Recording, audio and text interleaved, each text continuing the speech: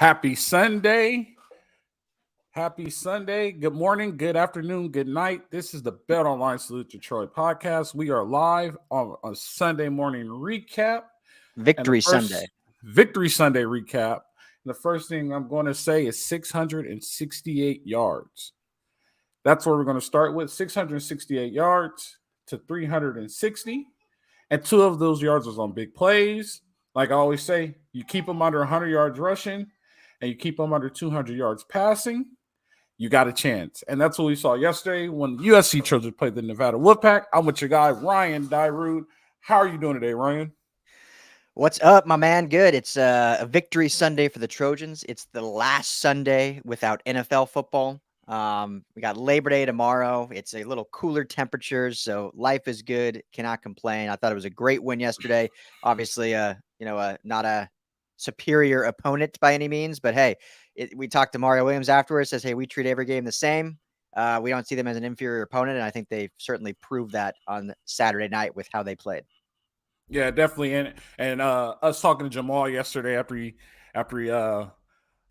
pretty much ripped me, and I had to explain to him what I meant by a statement game. And I think he understands now, like, they had to come out and do this, right? This was the statement that they had to make.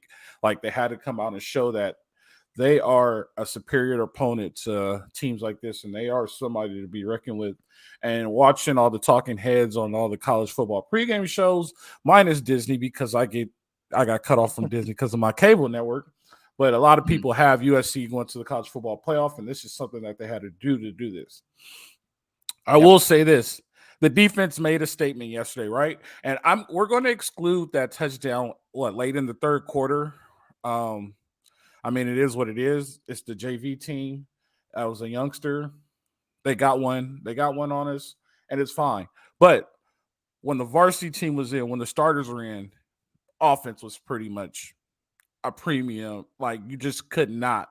Nevada could not function. They had that one good drive, and after that, they turned it on. They got going, and that's the type of things that you have to see, right? And that's how you answer the questions about how good is SC really.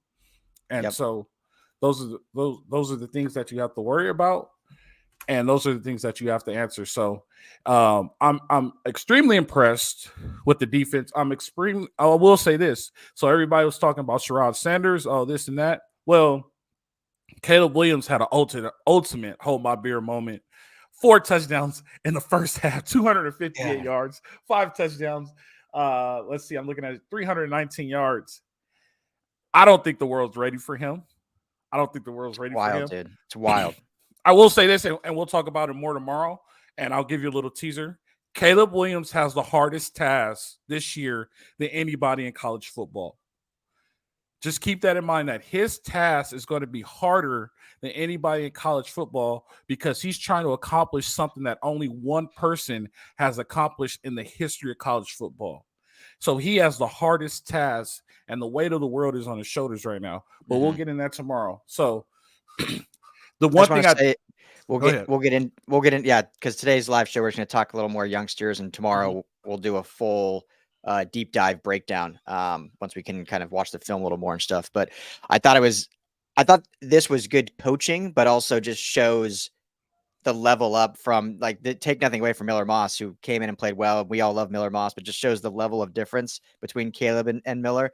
You know, Miller was you could tell after that last touchdown in the second half when Caleb came out early in the third quarter, it's like, okay, his night's done. He's got his 5th touchdown. So he got his Heisman stamp there. He's good.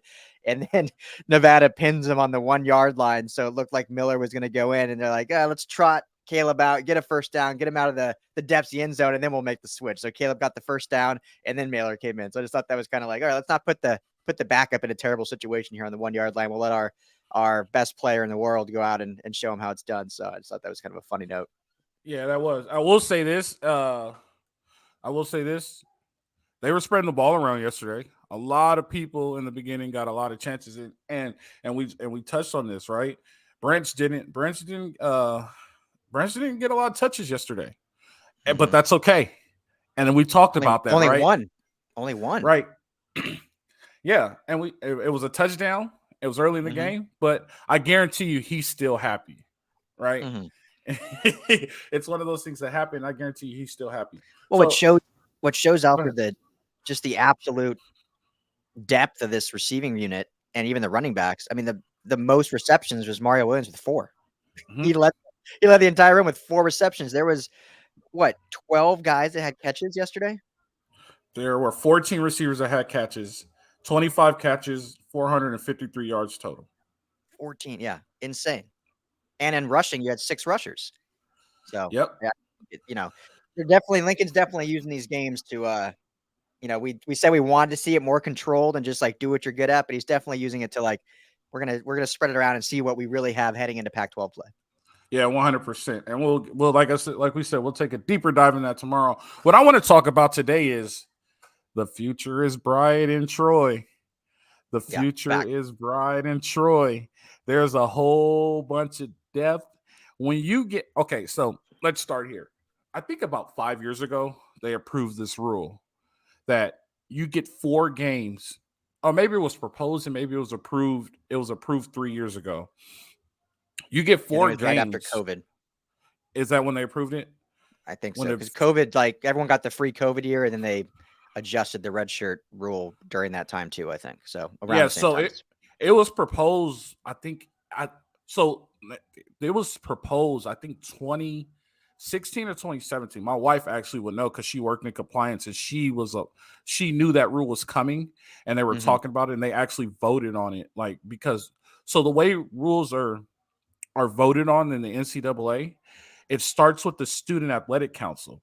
It goes from the Student Athletic Council to the ADs. It goes from the ADs, and then when it finally reaches the presidents vote, and that's how it gets approved. So this went through the SAC, and they actually had a chance to vote on it. So I knew this rule was coming a long time ago. But the rule, okay, neither here nor there, the rule came through. So the 4 games that you get to play, and then they say, hey, we're going to redshirt you. That's perfect because here's a good example. I think Makai Lemon is going to get redshirted, and that's okay because guess what? He already has a touchdown. He has 2 catches. He has 59 yards in his career, right? That's just from that game, right? He's going to be good. He's just not ready yet, and we saw that yesterday. Like, oh, there's a bunch of upside to this kid. It's just he's just not there yet, and that's okay. Michael, well, Jackson, I want to just to jump in real quick. Sorry, I'll do this a lot. Just cut you off, but jump in with Makai. Like he looks honestly great for a freshman. It's just hard because he's in the same class as Zachariah Branch, so he's in an all-world same class as him. But Makai's looked great for a freshman. He had a great fall camp. He was a little banged up early on in the spring, and he's come back and battled back. So the future is very bright with Makai, and he showed it yesterday when he got the playing time in the second half. So yeah, I just wanted to add that. No, that you're 100% right. The guy who's going to be a freak. I don't 89. What's his first name? He's a freshman as well. Lane, yeah. Lane, yeah. Lane, yeah. Lane is going to be a freak. Have you seen his hands? They showed his hands on TV. His hands are this big, dude. Let me see if I can. His hands are this big. It's basically catching a Nerf ball. Yeah, like his hands are super big. He's a big body. He's just not there weight-wise yet. But guess what? Yesterday he had 1 catch for 11 yards. That's all he needs, right? He gets an opportunity to do it next week. There may be an opportunity for him to do it next week, depending on the score with Stanford. But these dudes are getting experience. McCree, that's the tight end. Sorry, Quinn Joyner got some burn. He's a freshman. Freshman back, yep. Yep. Quinn Joyner was also broke one loose, right? That's what he wanted. What? So, Barlow's from TCU, right? But he's also young, if I'm not mistaken. Yeah, you can't. Yeah, I mean, he's been there now a little while, but I think he still has maybe another year of eligibility. Right. So, and I'm still high on Miller Moss. Miller Moss isn't going to be Caleb Williams, and I understand that. But Miller Moss will be great in his own way. So, it's like Carson and Matt. Carson and Matt are 2 different quarterbacks. They're in the same system, but they were great in their own way, right?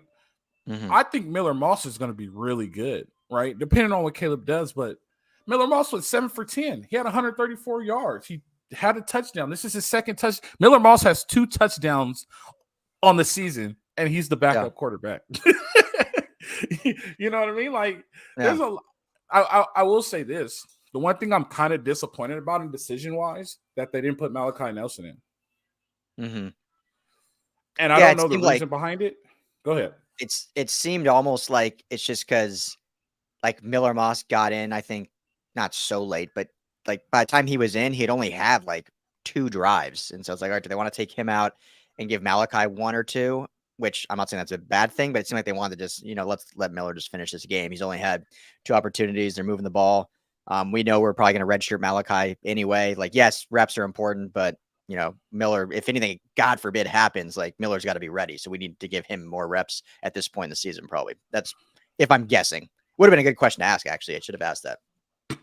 Yeah, that would. Yeah, instead of the one I wanted you to ask. No, but it's how do you put it? There's more there. You're right. This is what I was going to tell you. The offense is different. The offense is different when Miller Moss is in than when Caleb is in. And when I say it's different, I'm not talking about, oh, well, it's Caleb and Miller Moss. The play calling is different. If you notice, Caleb is more of a shot taker, which Miller Moss took a shot yesterday. I'm not going to take that away from him. But if you want to give a comparison, if you watched the Colorado game yesterday, Miller Moss's offense turns into that. It's more take what they give you and let's work downfield, and you get a lot more read option to where Caleb is more progressive routes downfield and bigger shots. 100%. You know That's what I was going to say. Miller, it's a quicker make your read and get rid of it. Make your read and get rid of it. It's a lot of dump offs, taking the shot, but it's on that first read. Whereas Caleb sits back there for 25 seconds and just makes magic happen. Make magic happen. Yeah, 100%. So that's why I said Miller will be special in his own way, because we're going to see a different offense with Miller Moss, but we're going to see a bunch of stars still. We still got Michael Jackson, right? We got Lane. We got Quentin Joyner, Makai Lemon, Taj Washington, right? Taj is going to be. This is what category I put Taj Washington in. I put him in the category with Kerry Colbert, Steve Smith, Taj Washington is in that category, right? Love it. He may not be the star, but he will be a star, and he's going to be a key factor to each victory each week. You know what I mean? Yeah.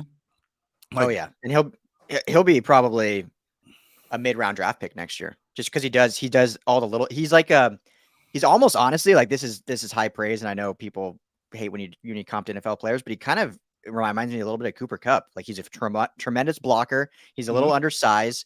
He's got elusive speed. Like he's not a burner, but hey, he's had the 2 longest like touchdowns on the year from Caleb so far in 2 games.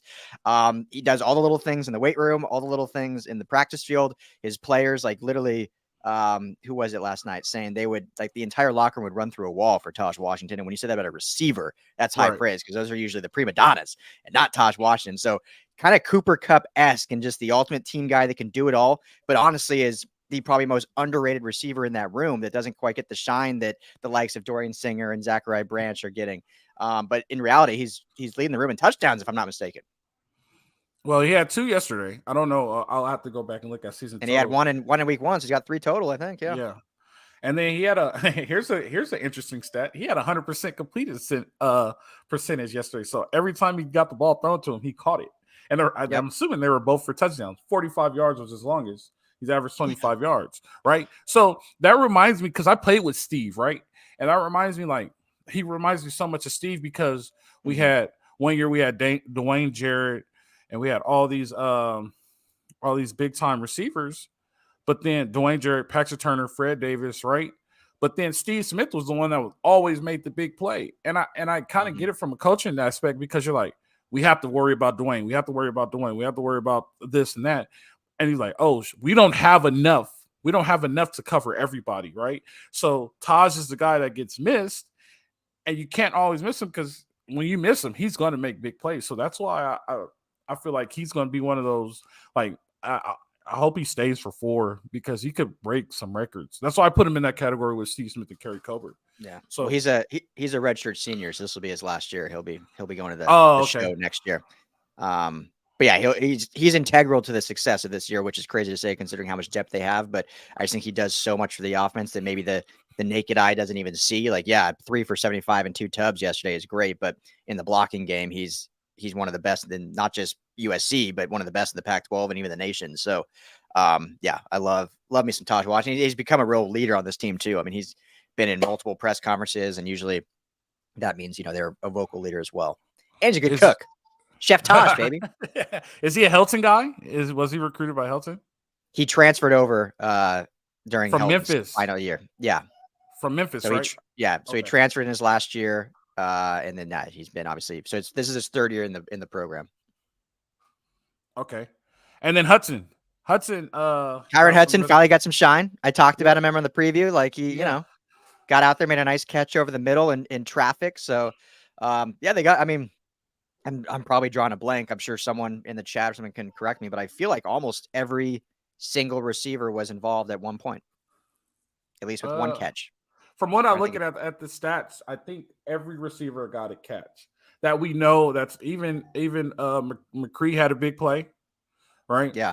McCree had the big play, and his was for 10 yards. So, and just to say this, because I hopefully we'll learn more on Tuesday, but Raleek Brown did not dress, so I don't know if that's going to be a redshirt situation or a transfer situation or something else going on.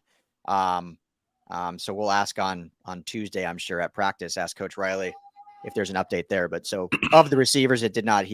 Was one of them that did not get any play, but he didn't play at all. So was he at the game at all? I didn't see him. I don't want to confirm that he wasn't, but I did not see him at all. No. Okay, that's where. Because Mason Cobb and I can't think of the tall dude's name right now. Eric Gentry. So we got an update on them. It is injury related for both of them, at least according to Coach Riley. So Gentry just wasn't quite ready yet to go, coming off his injury from last season. He's been making progress. And then Cobb he didn't say what, but must have tweaked something because he said, he just wasn't ready. We didn't want to push him.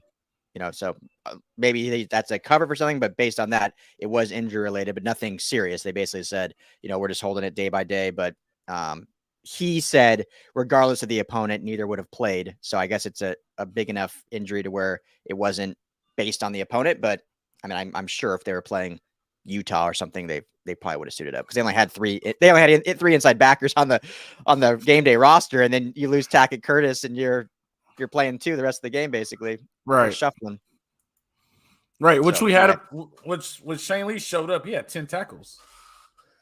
I know he doesn't quite fit this scheme. It's just a fact, but I love Shane Lee. He's just a good dude. He's a great leader. And he doesn't complain. Like, he basically is a captain and lost his starting job to a freshman. And he's still, when he's out there and he plays as hard as he can. So I love Shane Lee for that. Obviously you got to have the best player out there, especially when you're contending for a natty, but at least he's a good locker room guy.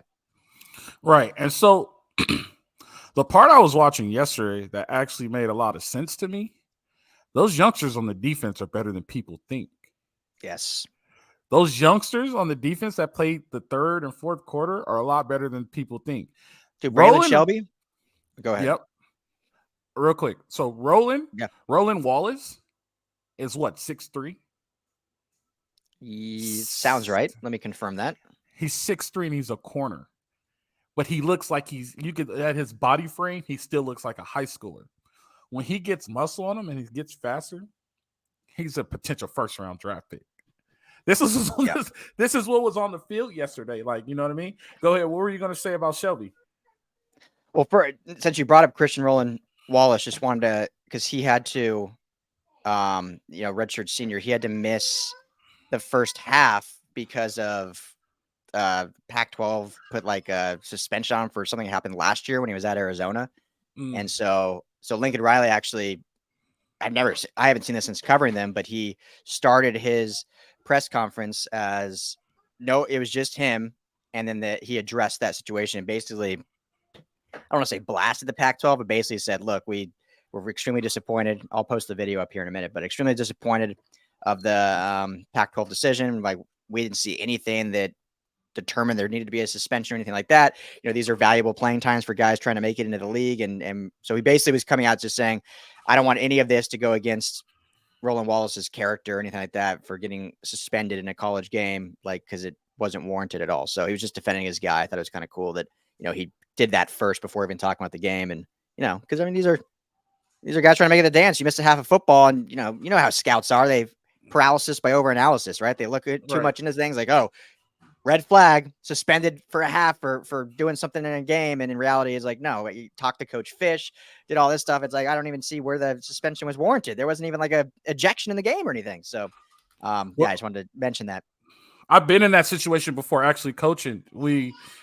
We didn't see the actual hit during the game, and then we're watching the film, and we get an email from the officiate, from the conference office, and from the official saying that he was actually a corner too. Like, one of our corners was suspended, and we're like, what? Like, so they sent us the play number, and they ran a screen, and our corner ran through the guy blocking him, and pretty much made the tackle, and we were like, this is crazy. But they said he lowered his head. We appealed it. We couldn't get the appeal. So that happens more often than you think. Like, it's kind of weird. The targeting thing is getting a little obsessive. And I think the problem is they don't have football people making those rules, right? They're trying to be safe and make the game safe, but you can't talk to you. Here's what I always say about targeting. Show me a way that I can make a tackle without using my head, right? There are ways. I get it, the gator tackle and things like that. But if I'm running and you're running, show me a way to make a tackle without using my head. You get what I'm saying? Yeah. Like, there's a lot of things like that. So it's a little frustrating. Well, what's hard is, like, yesterday's Tackett Curtis, that was 100% by rule targeting. Like, there was no question about it. What's hard with the rule is the ejection piece. Like, it's just, it should be a penalty. Absolutely. You want to do anything you can to have the protection, but the ejection, to me, is just so frustrating when it's just a bang football play. Like, there's some targeting you see out there that's maybe dirty and headhunting, but 95% of the time it's probably just a football play that maybe, freshman little poor position or this or that, like a mistake. I'm not saying it's like no fault of his own, but ejection worthy. Like, if that was a big time game, like, that's just, think if we're playing Utah yesterday and all of a sudden we're down to 2 inside backers, our 3 starting backers all out. I mean, that's a huge call. Luckily it's Nevada, so it didn't really have any effect. In reality, you get to see some of the other guys get some more playing time, but yeah, so that's that. But anyway, I want Braylon Shelby, freshman, big dude. And this is a guy that's had a great spring camp, great fall camp. He's gonna get in that rotation, in that edge rotation with the likes of Jameel Muhammad, Anthony Lucas, and those guys. But yesterday, 3 tackles, 2 TFLs, and a sack and a forced fumble. I mean, you can't have a much better game than that. And he only played basically a quarter and a half. And his forced fumble was scooped up by old Stanley T. The big fella rumbled into the end zone. So, hats off to the young freshman. I thought he had one of the best games on defense of anyone and only played a quarter and a half. And he's continuing to cement his self as he's going to really crack that starting rotation as the season progresses, which is great. It's another freshman that is having an impact. You know who I was happy to see play yesterday, and he got in on a sack, and you're going to know his name. He's number 99. He's been there forever. I think he's a redshirt senior. Come on. Defensive lineman, white dude. Jack Sullivan. Jack Sullivan was in the rotation yesterday, being productive. So, and I like Jack Sullivan as a role player in the role that he's in now. You know what I mean? Like, he's not a starter, but he's gonna make plays. And as long as it seems like he's bought into that. And like I said, he was in on a sack and a half yesterday. So I think he's in the starting rotation. He plays. Yeah, he's in that rotation. Yeah, so it's great. A ton. Big Bear was great yesterday. The reason why you call him Bear, he was whooping that center's butt yesterday. So I was impressed with that. Overall, though, Ryan. And like I said, we'll get into the crevice of the game tomorrow. I am so excited about what's coming, right? And then what's coming, because like everybody's so involved in the transfer portal, but they forget the fact that we are in a recruiting hotbed, right? It's California and Texas and Florida could figure out who's 2 and 3, but we're in a recruiting hotbed. We have the number 1 and number 2 nationally ranked high school football teams in one state in the same league within 30 miles from each other, right? Yeah. Within 30 miles from SC. Right, within 30 miles from SC. Like recruiting in California is just amazing. Like, here's the thing, and I meant to start off with this. Oregon State has a chance to finish a Pac-12 sweep on opening weekend. Yeah. Right? And there's only one school in the Pac-12 that played a 1AA school. What other conference could say that? Every other school in the Pac-12 played a Power 5 or Group 6 school. Yep. Oregon is the only one that played a 1AA school, but that's just what they do. Like, they can't handle big time games early in the season, but it is what it is. We won't get into that. But the Alabama of the West. There you go. But like, they were playing Group 6 or Utah beat Florida, so SEC doesn't have anything. We'll give Big Ten a pass because Nebraska played Minnesota and Northwestern played Rutgers today. So you automatically get 2 losses like that. So I guess in a way they also have a sweep. But like, playing out of conference, Colorado beat TCU. Colorado beat TCU. So Roland Wallace is a senior, 6 feet tall. He looks 6'3". Like, he looks long and good. Hopefully he gets a chance in the NFL. Colorado beat TCU. So we beat a Big 12 school. We beat a SEC school. We didn't play any Big 10, so it is what it is. But we beat the SEC. You know how I feel about the SEC, so that's neither here nor there. But, like, back to what I was saying. We had the number 1 and number 2 nationally ranked high school football team. People don't pay attention anymore to high school recruiting because they're so involved in the transfer portal. Mm-hmm. I will tell you this, Lincoln Riley does the transfer portal right. He fills his important spots with the transfer portal, but he's also recruiting hard in California. And recruiting has changed. Recruiting has changed since I have been playing college football. When I was playing college football and I went to SC, recruiting was a regional thing. If you're on the West Coast, more than likely you would go to a West Coast school. If you were in the Central, you know what I mean? Like, recruiting is so national now. But SC doesn't have to go national because of what we have here in the whole state. I'm not just going to say Southern California.